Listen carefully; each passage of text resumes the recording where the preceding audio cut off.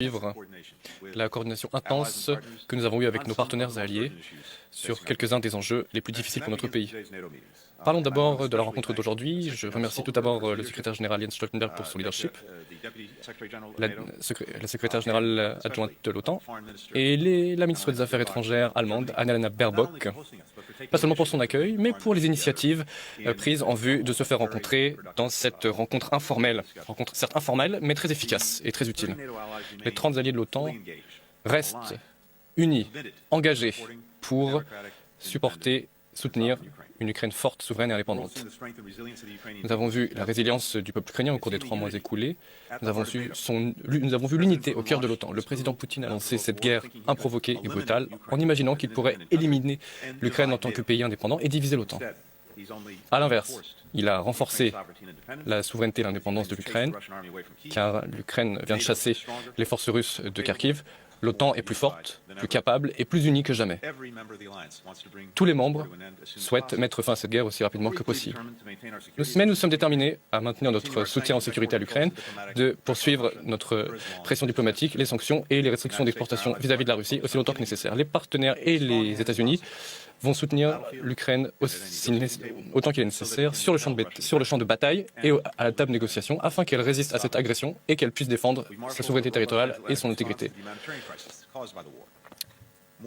Plus de 6 millions d'Ukrainiens ont fui l'Ukraine. Ils ont été accueillis dans des pays européens et au-delà de l'Atlantique.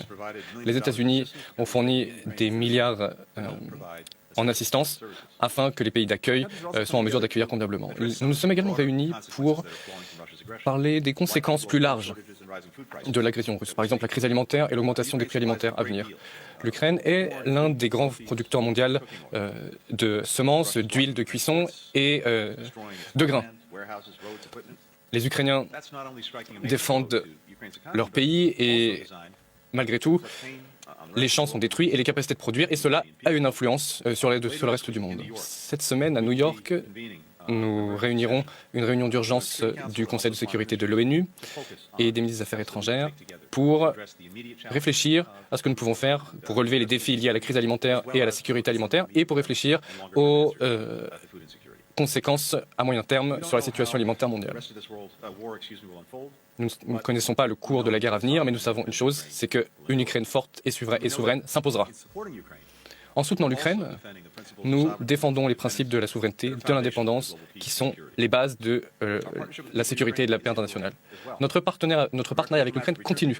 Les diplomates américains sont retournés en Ukraine après plusieurs semaines passées à travailler en Pologne. Nous avons réouvert notre ambassade de Kiev avec toutes les précautions nécessaires, mais le travail a repris et nous allons reprendre le travail normal très prochainement. Le président Biden a nommé Brigitte Brink, qui sera notre prochaine ambassadrice en Ukraine. C'est une diplomate expérimentée de très grande qualité. Et nous allons bientôt valider sa nomination, de même que nous allons valider le paquet d'aide de 40 milliards à l'Ukraine afin de lui fournir davantage d'aide et de continuer notre soutien.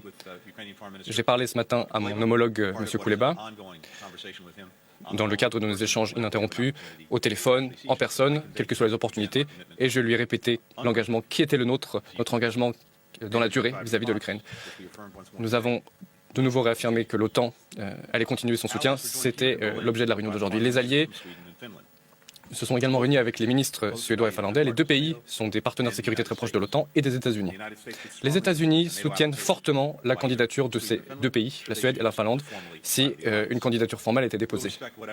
Nous respecterons la décision qui sera la leur. Nous sommes en faveur d'une politique de porte ouverte et nous soutenons le droit de chaque pays à décider de son avenir, de sa sécurité, de sa politique de sécurité. À Berlin, nous avons également préparé le sommet de Madrid. Le nouveau concept stratégique de l'OTAN sera défini et qui définira la nouvelle stratégie de l'OTAN vis-à-vis de l'agression russe et des nouvelles menaces. Nous avons également parlé du renforcement de notre présence sur la frontière orientale de l'OTAN et de notre position vis-à-vis de pays comme l'Australie et la Nouvelle-Zélande qui seront également présents à Madrid. À Paris, il y aura la réunion du 2e Conseil sur la technologie Union européenne-États-Unis Ces échanges économiques sont importants car ils impliquent les plus grandes puissances technologiques et économiques du monde. Nous travaillons ensemble à définir des normes sur les technologies et sur les chaînes d'approvisionnement, sur les restrictions d'exportation, afin de donner des directives à nos entreprises.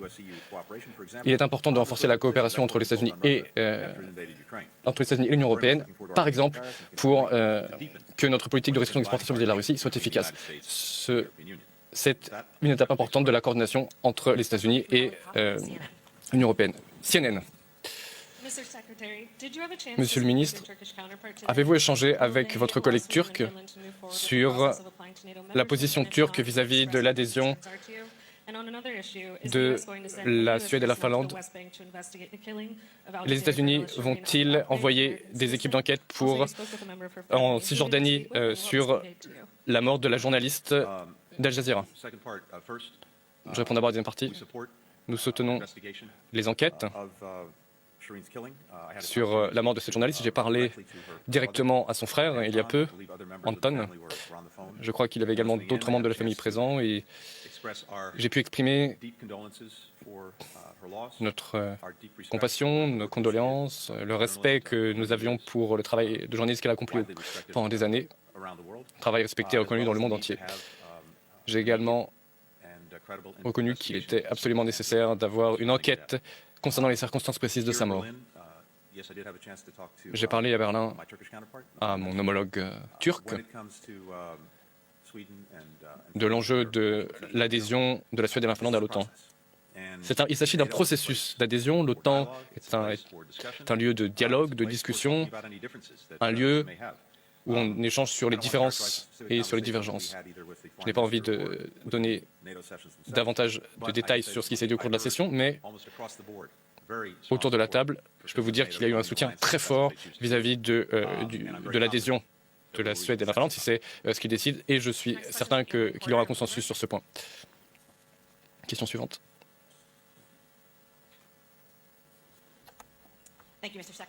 Merci, Monsieur le ministre. Première question. Le ministre des Affaires étrangères turc a exprimé ses préoccupations sur l'adhésion de la Suède et de la Finlande. Il affirme qu'il y aurait des restrictions d'exportation également. Est-ce que les États-Unis et l'OTAN vont échanger sur ces sujets? Y aura-t-il des décisions sur les restrictions d'exportation? Êtes-vous préoccupé quant au fait que la politique de porte ouverte devienne un enjeu de négociation avec différents États membres? Vous avez parlé également avec vos partenaires européens. L'Union européenne, en ce moment, tente d'obtenir un embargo sur le pétrole. Poutine finance sa guerre avec l'exportation d'hydrocarbures vis-à-vis de l'Europe. Êtes-vous préoccupé quant à la capacité de l'Europe de mettre en place un embargo de cette nature, ce qui permettrait à Poutine de continuer à financer sa guerre? Je vais répéter ce que j'ai dit sur la Turquie. J'ai parlé à mon homologue turc. Nous avons une discussion dans le contexte de la réunion de l'OTAN, que je ne vais pas donner davantage de détails. Je vous répète, je pense qu'il y aura un consensus sur l'adhésion de la Suède et la Finlande si ces deux pays décident de déposer une candidature formelle. Et quant aux divergences qu'il peut y avoir entre la Suède, la Turquie et la Finlande, que j'ai évoquées, il y a une conversation, un dialogue en cours.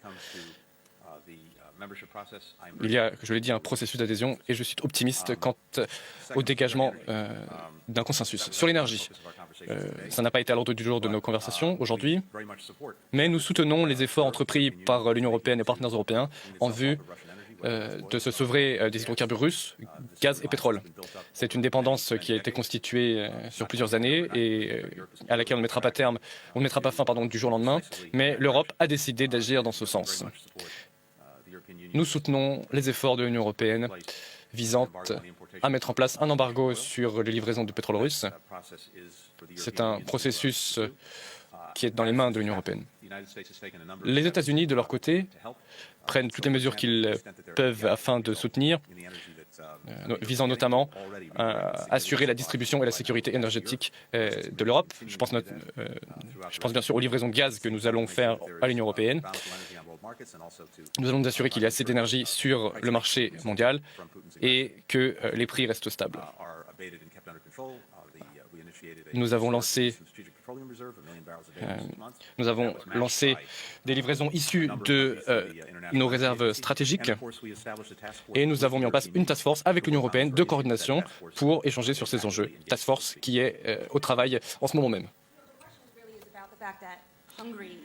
La Hongrie est un obstacle vis-à-vis de l'embargo. Lors des discussions, il s'agit toujours d'unité. Mais l'unité ici n'est pas visible.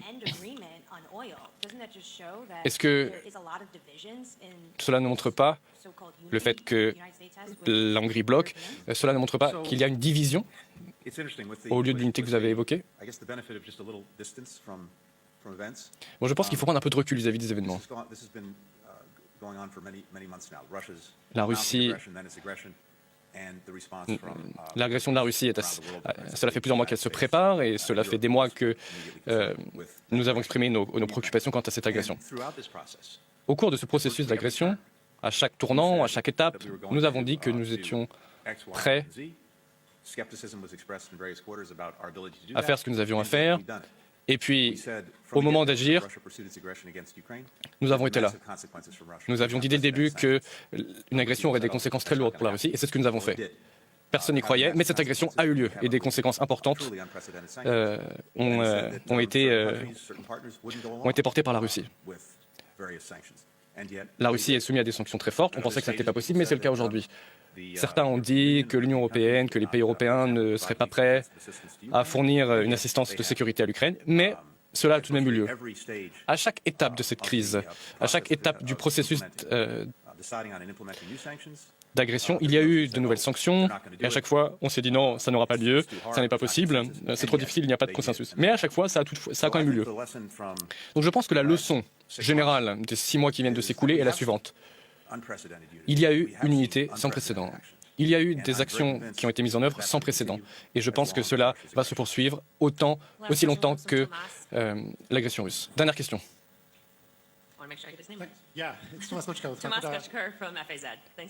Thomas Bretschkatz du Frankfurter Allgemeine Zeitung sur le concept stratégique de l'OTAN et sur les discussions sur ce sujet. Certains des alliés disent qu'ils perçoivent la relation future avec la Russie dans le cadre d'un certain containment, d'un endiguement de la Russie. Pensez-vous que ce soit le bon concept stratégique pour définir la relation vis-à-vis de la Russie? Et un point qui est lié à celui que je viens d'évoquer. Pensez-vous qu'il y ait des raisons de poursuivre le NATO-Russia Funding Act? L'OTAN a dit qu'elle ne restreignait aucune des mesures qui avaient été prises dans ce cadre. La prochaine étape pourrait-elle être de se retirer de ce document, de ce traité? Ces enjeux seront à l'ordre du jour et seront développés au sommet de l'OTAN de Madrid en juin. Le travail que nous avons accompli aujourd'hui a été un travail très préparatoire vis-à-vis de ce sommet afin que le sommet puisse produire des conclusions, y compris sur le concept stratégique de l'OTAN. Donc, je n'ai pas envie de rentrer dans les détails sur ce point précis. Tout est déjà en cours. Il y a eu des éléments très intéressants sur le concept stratégique. Et je pense que nous avons une très bonne discussion. Nous avons une très bonne discussion sur ce sujet. Le cœur de l'OTAN, le cœur du concept stratégique, c'est la notion de défense et de dissuasion. C'est ce qui a réuni, c'est ce qui a constitué cette alliance. Et quand on se défend, quand on dissuade, eh bien, cela se tourne également vers la Russie. Et je pense que cela se retrouvera dans le concept stratégique. Outre cet aspect,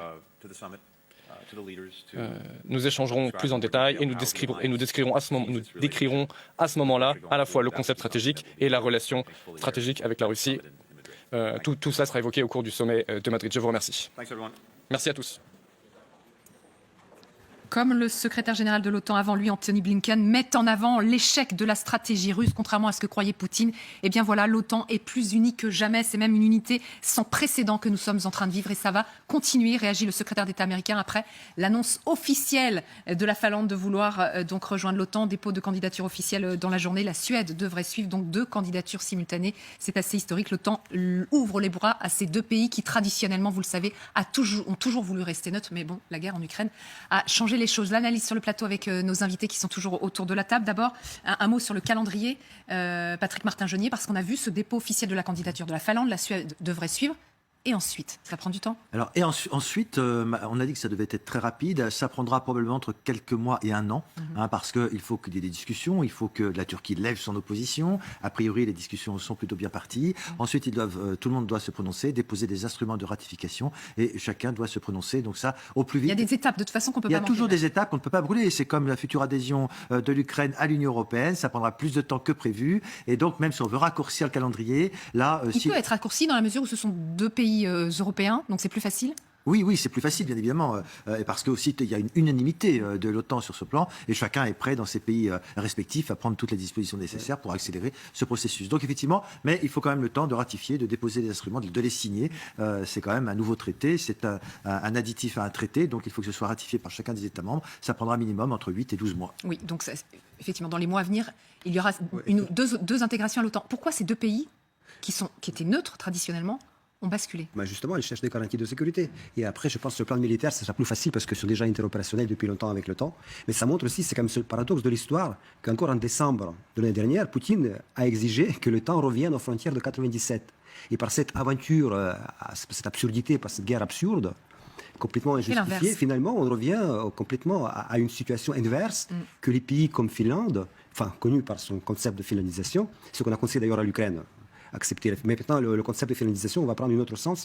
Donc, on voit bien que ces pays, quand même, ils cherchent, c'est légitime, complètement légitime, qu'ils cherchent des garanties de sécurité en face de la Russie. Ouais. Parce qu'ils s'estimaient même en danger. Évidemment. Bah oui, parce que dès lors, ils ont pensé que les Russes étant capables d'envahir l'Ukraine, finalement, il n'y aurait aucune hésitation, éventuellement, à aller en Finlande, alors que ce pays n'est pas membre de l'OTAN. Vous voyez la situation. Ouais. Donc, la Finlande qui partage une de ses frontières avec la Russie. Voilà. Ouais. Et plus l'enclave de Kaliningrad du côté de la Pologne, là, c'est aussi commence à faire des exercices là-bas.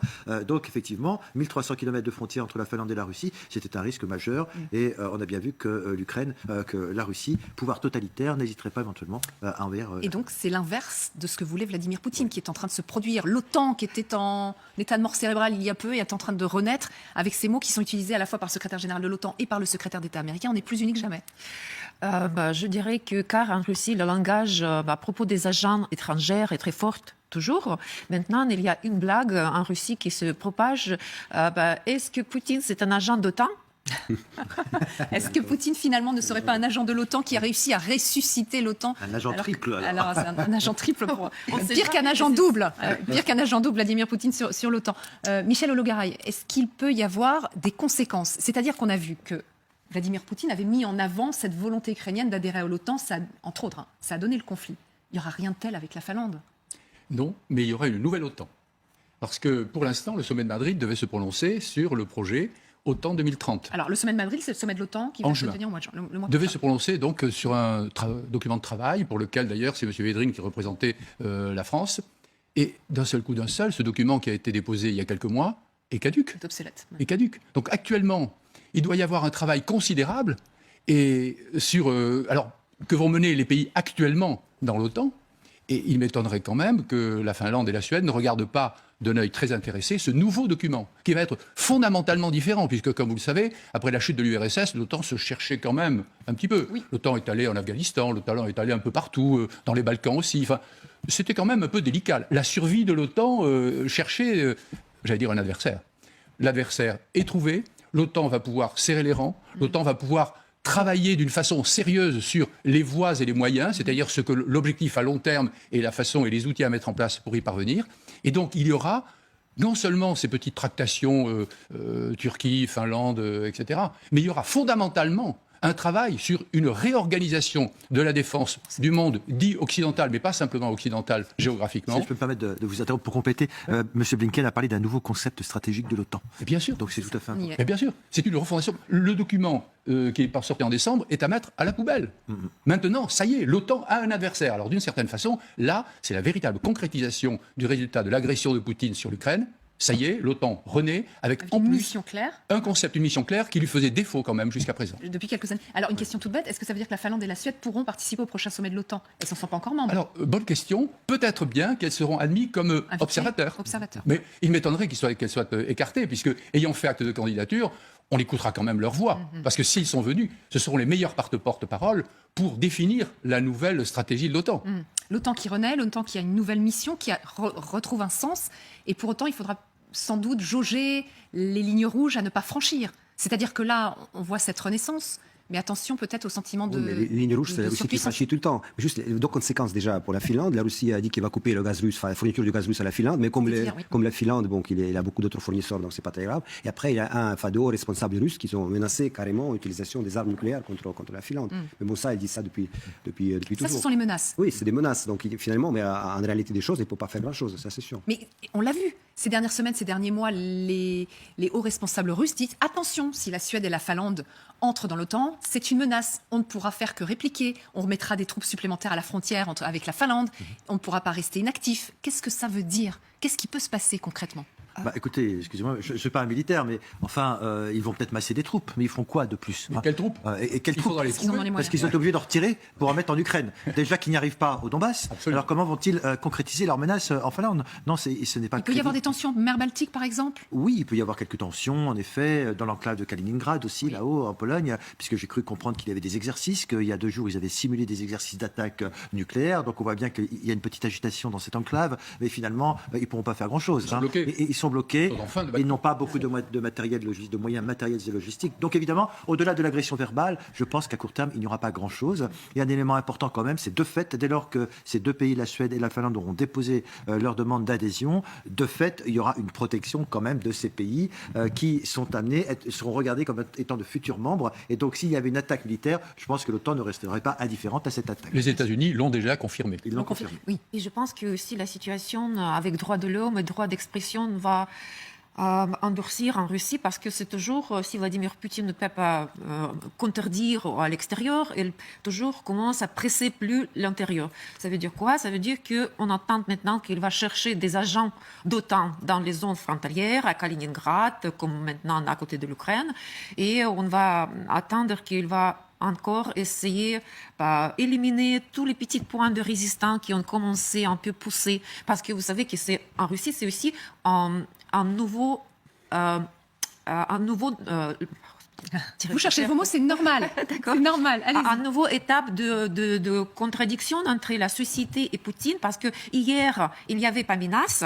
Aujourd'hui, il y a menace, c'est vrai. Et même les gens qui sont contre la guerre, contre Poutine, être contre l'OTAN, c'est déjà un autre niveau de résistance. C'est un peu une plus menace que auparavant. Et maintenant, chacun doit penser de sa sécurité, pas uniquement à côté de l'Ukraine, mais aussi à propos de temps. Par exemple, moi, si je dois dire aux Russes quelque chose, je dirais que, écoutez, nous ne devons pas avoir peur de temps. Le territoire russe est énormément grand. C'est 10 000 kilomètres. Il y a unité armée qui en socle de partout en Russie. Il faut penser de l'intérieur de la Russie. Il faut penser des villages à l'intérieur de la Russie, de la forêt, des feux, dans n'importe quoi, mais il ne faut pas avoir peur d'autant. Pourquoi? Parce que moi, j'ai vécu à l'Union soviétique, après à la Russie démocratique et maintenant la Russie putinienne. On était toujours menacés par l'OTAN. Oui. Et jamais, dans ma mémoire, l'OTAN a tué quelqu'un. Par contre, ce que je vois pendant 3 mois, on a tué tellement de personnes en luttant imaginairement contre l'OTAN. Et c'est un peu contradictoire. Mais ça, c'est aussi partie de la stratégie de notre pouvoir. Mélanger les raisons et les conséquences. Vous dites que c'est raison, c'est conséquence. Et il change. Au lieu de conséquences, il dit que c'est raison. Et ça, c'est conséquence. C'est extrêmement bien expliqué. N'ayez pas peur, on va retenir.